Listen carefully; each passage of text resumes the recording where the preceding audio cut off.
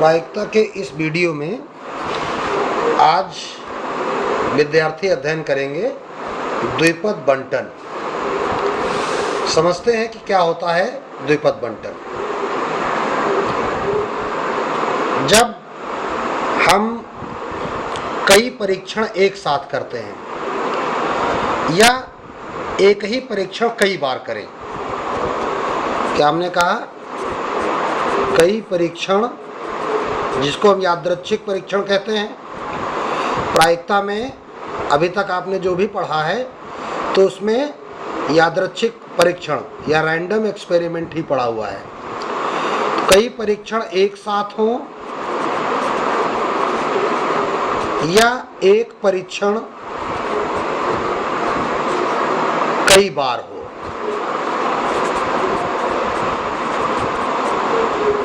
और उसमें से x को यादृच्छिक चर कहा जाता है। अब ये यादृच्छिक चर क्या है? इसको आप कह सकते हो अपेक्षित परिणाम।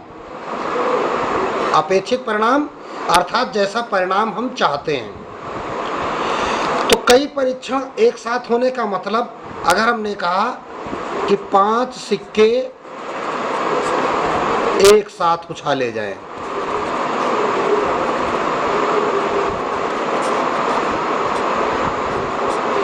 ये एक परीक्षण हो गया। 5 सिक्के एक साथ उछाल दिए गए। और एक और परीक्षण है, एक सिक्का 5 बार उछाला जाए।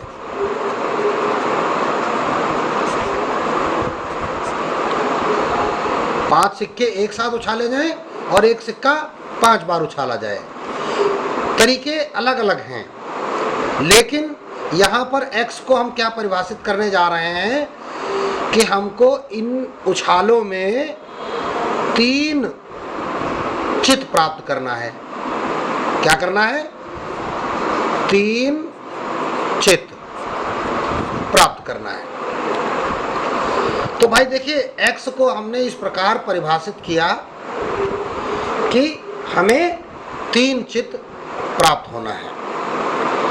तो भाई देखिए, आप कोई भी सिक्का उछालते हो तो परिणाम किस प्रकार के आएंगे?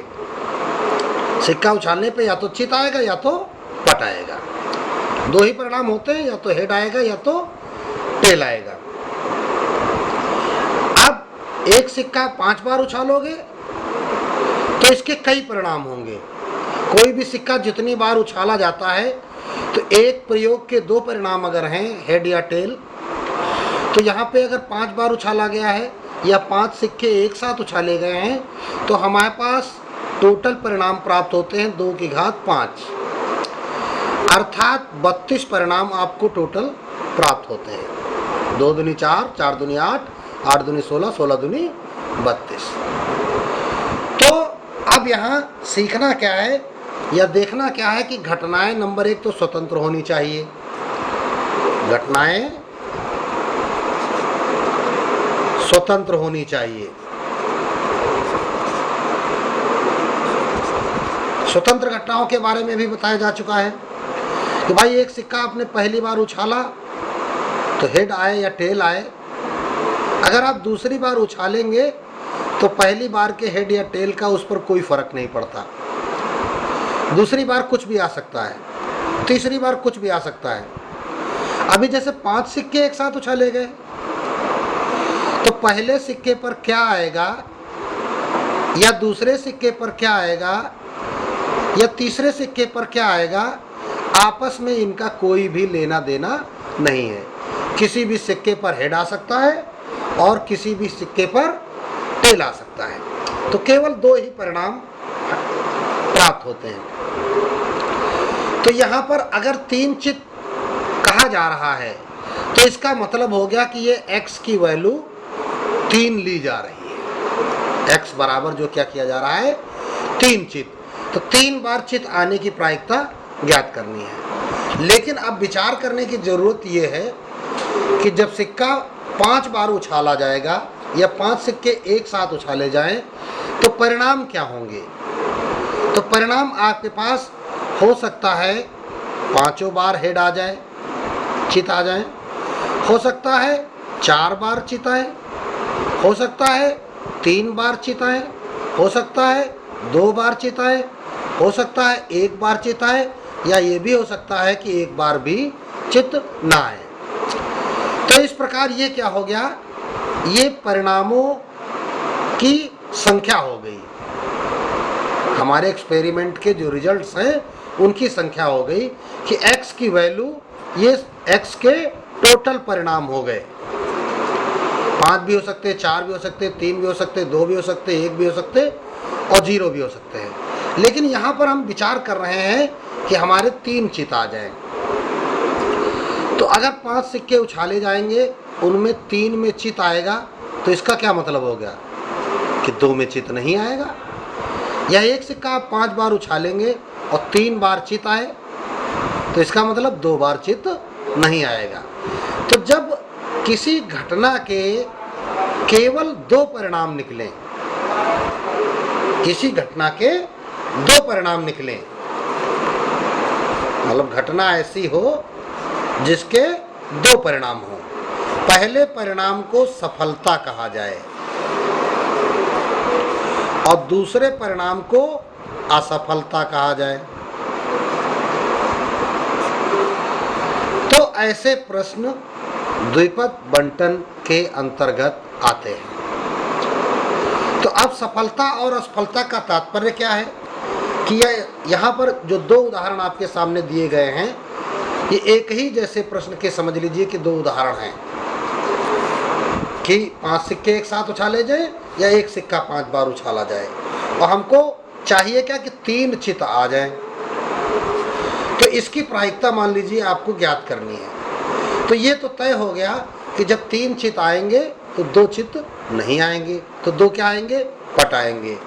तो किसी भी सिक्के को उछालने पर, चूंकि सिक्का उछालने पर सफलता क्या है, चित आना, ठीक, आना की प्रायिकता। अगर आप सिक्का उछालेंगे और चित आए, इसकी क्या प्रायिकता है भाई, एक सिक्के उछाल में 2 ही चीजें आती हैं, या तो हेड होगा या तो टेल होगा। तो हेड आने का प्रायिकता हो गई 1/2, 2 में से 1 चांस है आपके पास। और असफलता की प्रायिकता, असफलता माने हेड ना आए, टेल आ जाए, तो क्या होता है 1 से उसको घटा देते हैं।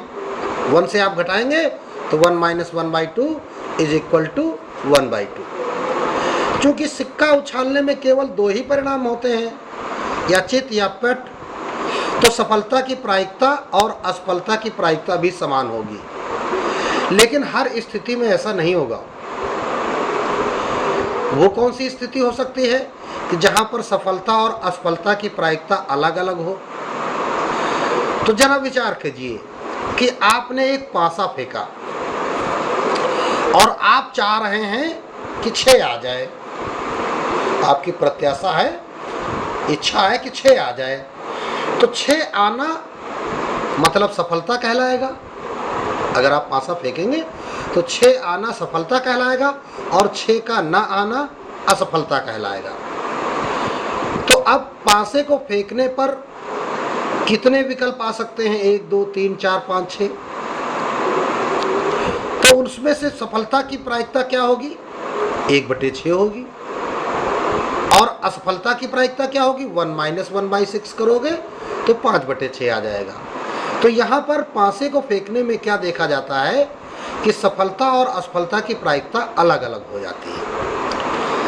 लेकिन अभी हम बात कर रहे हैं सिक्के को उछालने की। तो सफलता की प्रायिकता 1/2, असफलता की प्रायिकता 1/2। सफलता को हम P से प्रकट करते हैं और असफलता को हम Q से प्रकट करते हैं।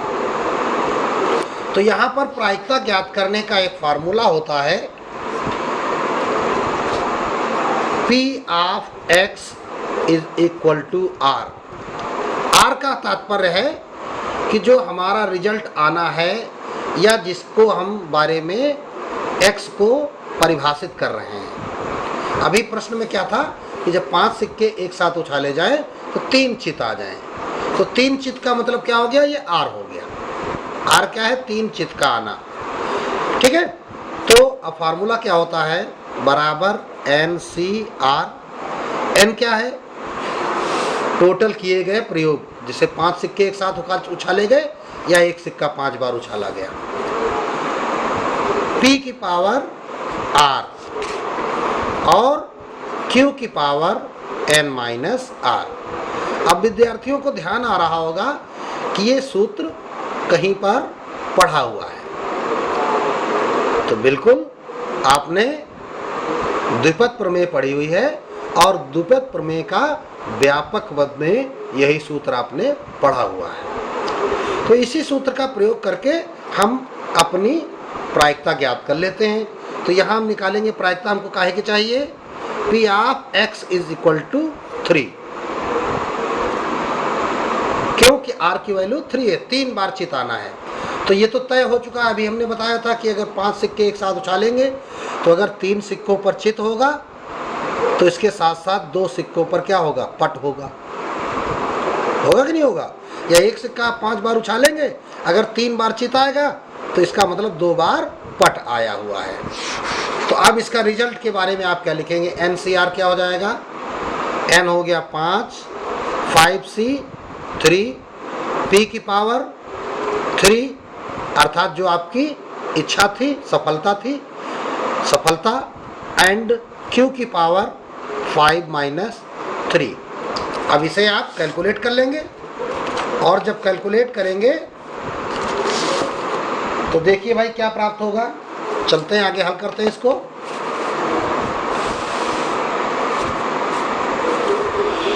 तो 5C3 का फार्मूला पहले भी सीख चुके हैं, factorial 5 upon factorial 3 into factorial 5 minus 3 into P सफलता की प्रायिकता।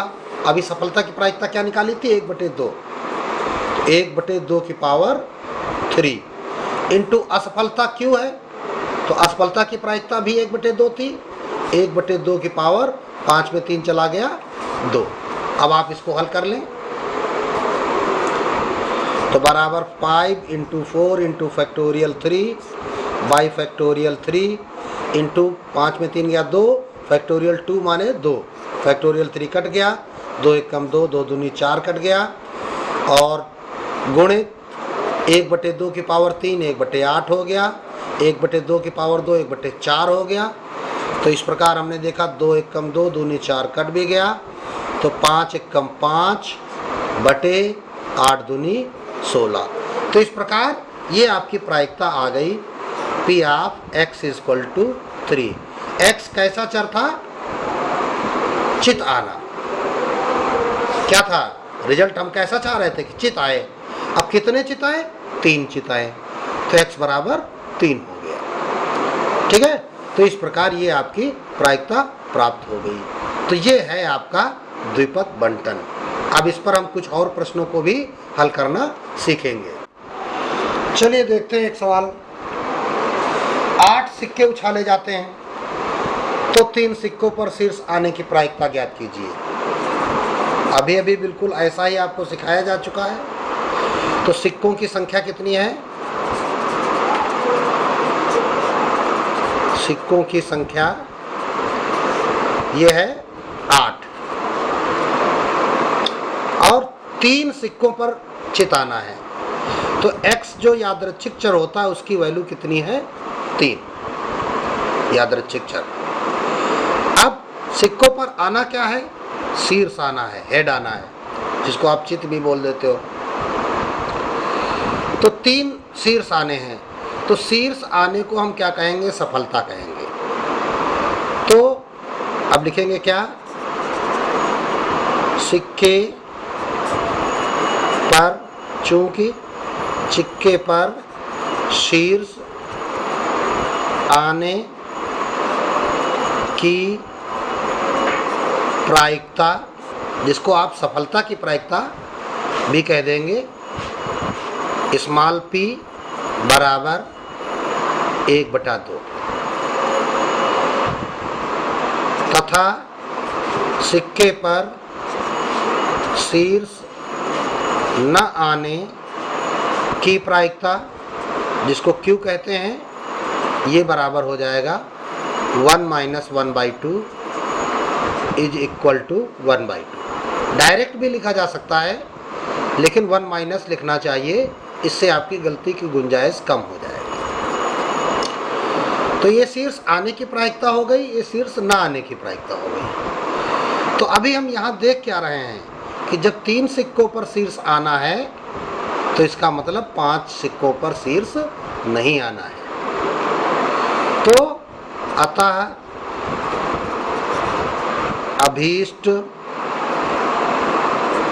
अभीष्ट प्रायिकता P of x is equal to 3 is equal to 8C3, NCR formula होता है 8 में से 3, तो 8C3 P की पावर 3 एंड Q की पावर 8 - 3। आप इसको हल करेंगे, फैक्टोरियल 8 बटे factorial 3 into factorial 8 - 3 into P क्या है 1/2 की पावर 3 इंटू Q क्या है 1/2 की पावर 5। तो बराबर फैक्टोरियल 8 का थोड़ा सा विस्तार करेंगे, कहाँ तक, 8 - 3 5 तक, 8 × 7 × 6 गुणित फैक्टोरियल 5 बटे 3 का विस्तार 3 दूनी 6 और फैक्टोरियल 5 इंटू 1/8 इंटू 1/2 की पावर 5 कितना हो गया 32। फैक्टोरियल 5 कैंसिल हो गया, 3 दूनी 6 ये कैंसिल हो गया, तो बराबर 8 कैंसिल हो गया, 7/32। तो ये आपकी प्रायिकता निकल आ गई कितनी, 3 चित आने की, और ये सवाल पूरा हो गया। तो ये द्विपद बंटन का प्रश्न है। आगे और भी प्रश्न देखेंगे। चलिए देखिए द्विपद बंटन का एक और प्रश्न। एक पासे को 5 बार फेंका जाता है, प्रायिकता ज्ञात कीजिए। तो पहले अगर आप थोड़ा सा विचार करें तो अगर पासे को 5 बार फेंकेंगे तो कुल परिणाम कितने आएंगे। एक बार फेंकने पर कितने परिणाम आते हैं, 6 परिणाम आते हैं। 2 बार फेंकने पर 6 की पावर 2 अर्थात 36 परिणाम आते हैं। तो इसी प्रकार अगर आप 5 बार फेंकेंगे तो 6 की पावर 5 अर्थात बहुत सारे परिणाम होंगे। लेकिन अब हमको बहुत सारे परिणाम देखकर या सोचकर चिंता करने की बात नहीं है, क्योंकि यहाँ कहा क्या जा रहा है उस पर ध्यान देना है। फर्स्ट में कहा जा रहा है कोई एक निश्चित अंक 4 बार ऊपर आता है और पासे को 5 बार यादृच्छया फेंका गया। तो 5 बार फेंका गया, 5 में से 4 बार कोई एक निश्चित अंक, कोई भी अंक, मन में सोच लो कि हम सोच रहे हैं कि वह अंक 5 है। तो पासे पर 5 या मान लीजिए 5 को समझने में कंफ्यूजन हो तो हम 6 मान लेते हैं कि पासा हमने फेंका 6 आया, फिर फेंका 6 आया, फिर फेंका 3 आया, फिर फेंका 6 आया, फिर फेंका 6 आया। तो इस प्रकार 5 बार फेंकने में हमने देखा कि 4 बार 6 आ गया और 1 बार 3 आया था। तो वही चीज़ समझ लीजिए कि कोई एक निश्चित अंक जो भी आप चाहते हो 4 बार आना है। तो निश्चित अंक का आना, ये निश्चित अंक परिभाषित जो हो रहा है इसको कहा जाता है यादृच्छिक चर। क्योंकि पासा 5 बार फेंका जाता है, चूंकि पासा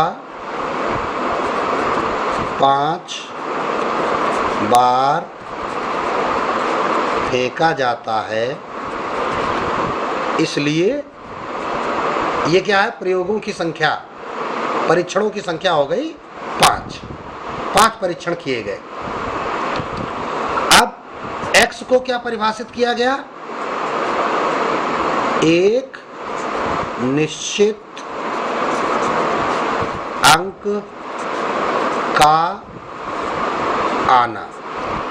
अब देखो भाई, एक निश्चित अंक को हमने x परिभाषित कर दिया, तो अगर वो निश्चित अंक आ गया तो हम कहेंगे सफलता, और अगर निश्चित अंक नहीं आया तो उसे क्या कहेंगे, असफलता कहेंगे।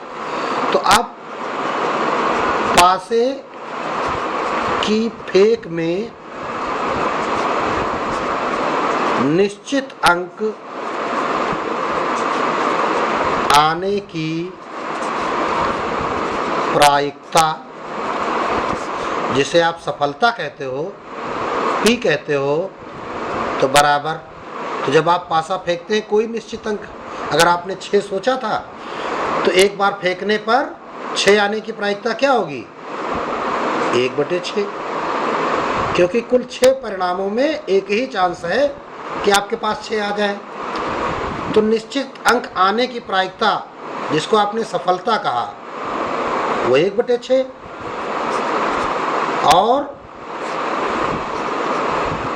और निश्चित अंक न आने की प्रायिकता, जिसे आप असफलता कहेंगे। क्यों कहेंगे, तो Q बराबर क्या हो जाएगा, 1 - 1/6, जो कि हो जाएगी 5/6।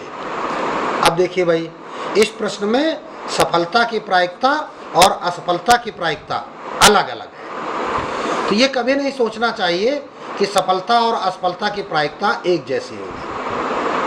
और x के लिए फर्स्ट में क्या कहा गया था, कोई एक निश्चित अंक 4 बार ऊपर आता है, तो 4 बार ऊपर आने को हम क्या कह देंगे, कोई भी निश्चित अंक है अगर वो 4 बार आ गया तो यहाँ पर P ऑफ x बराबर 4 की हमको प्रायिकता निकालनी है, यानी जो निश्चित अंक है वो कै बार आया है, 4। तो इसकी जब प्रायिकता निकालनी है, फार्मूला क्या होता है, NCR, P की पावर R इंटू Q की पावर N-R।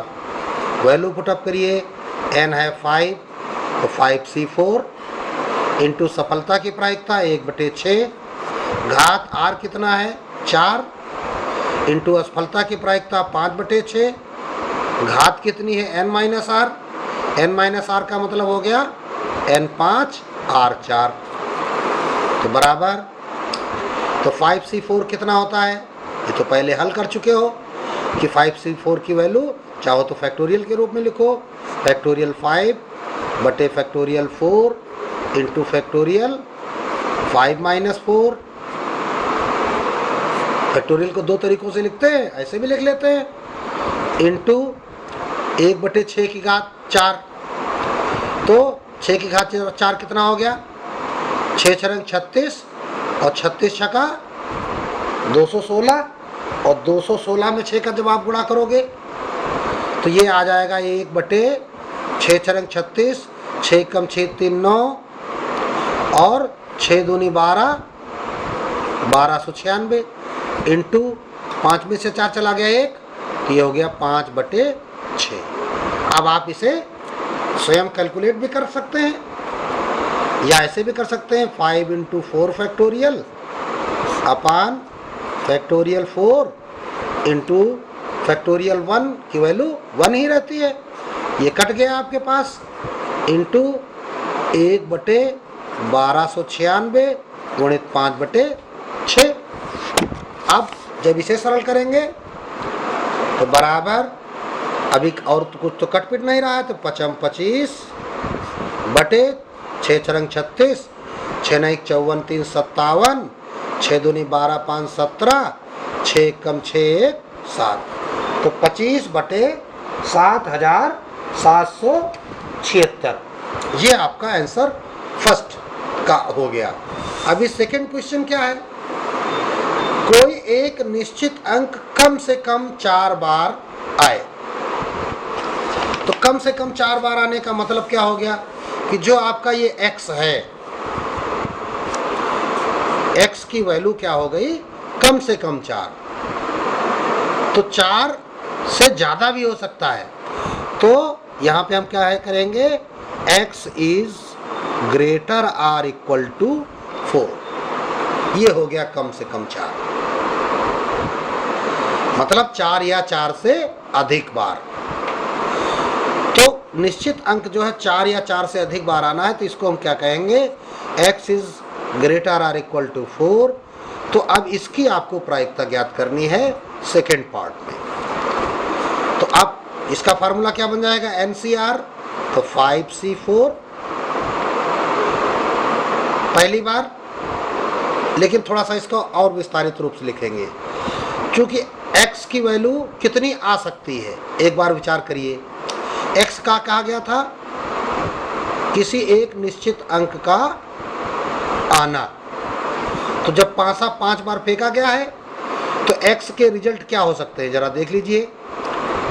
हो सकता है एको बार निश्चित अंक ना आए, हो सकता है 1 बार आए, हो सकता है 2 बार आए, हो सकता है 3 बार आए, हो सकता है 4 बार आए, हो सकता है कि 5 बार वही अंक आ जाए जो आप चाहते हो। तो ये जो वैल्यू इसकी लिखी जाएगी उसको क्या लिखेंगे कि ये क्या कह रहा है, 4 या 4 से बड़ा, मतलब या तो 4 आ जाए या तो 5 आ जाए, अर्थात P of x equal to 4 आपको चाहिए, और क्या चाहिए, x इक्वल टू 5। तो यहाँ पे हम प्लस लगा देंगे, अर्थात इन दो चीज़ों की प्रायिकता आपको चाहिए। तो अब दोनों की प्रायिकता का सूत्र लिखेंगे।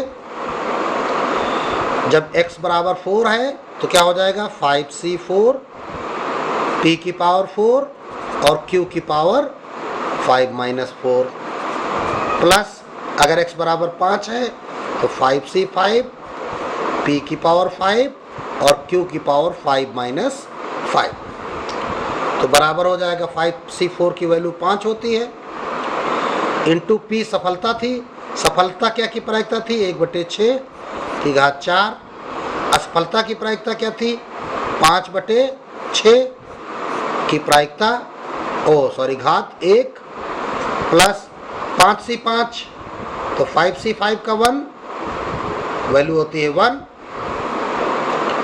इंटू p की घात 5 1/6 की घात 5, इंटू q की घात 0 तो 5/6 की घात 0, और घात 0 का मान तो 1 होता है। तो इस प्रकार आप इसको अपने आप हल कर लेंगे और आपको आंसर प्राप्त हो जाएगा।